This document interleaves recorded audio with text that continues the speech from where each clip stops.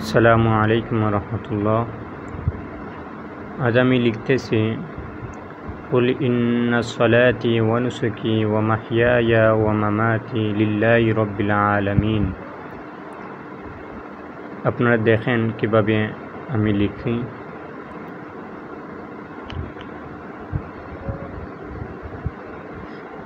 কুল ইন্না সলাতি ওয়া নুসুকি ওয়া মাহইয়ায়া ওয়া মামাতি লিল্লাহি রাব্বিল আলামিন।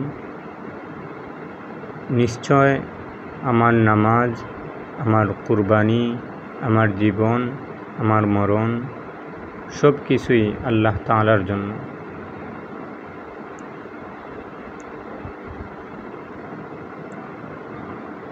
আমরা যাই করব একমাত্র আল্লাহ তাআলাকে রাজি খুশি করার জন্য করব,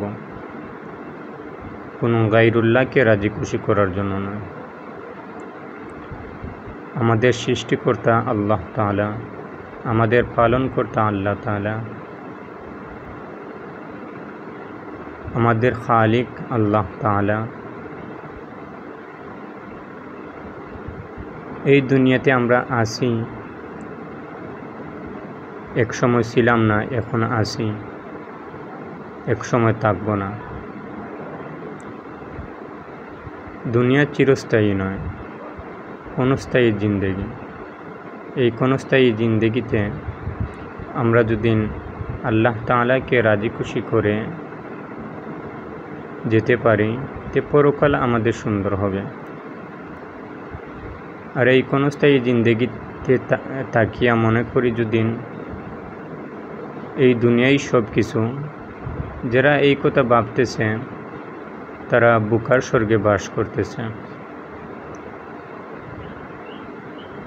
আর যারা আল্লাহ তাআলাকে রাজি খুশি করতেছেন, আল্লাহ তাআলার হুকুম নবীর তরিকা মতো চলতেছেন,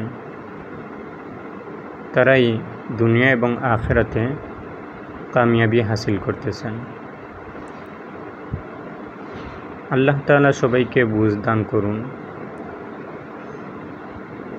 তো আমরা যাই করব একমাত্র আল্লাহ তাআলাকে রাজি খুশি করার জন্য, আল্লাহ তাআলার সন্তুষ্টি হাসিল করার জন্য করব।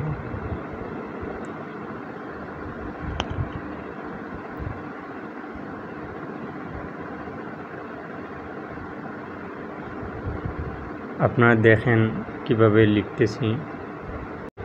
জেল কলম দ্বারা আমি ফাঁকা অংশটুকুতে নোক্তা দিতেছি, আপনারা দেখতেছেন।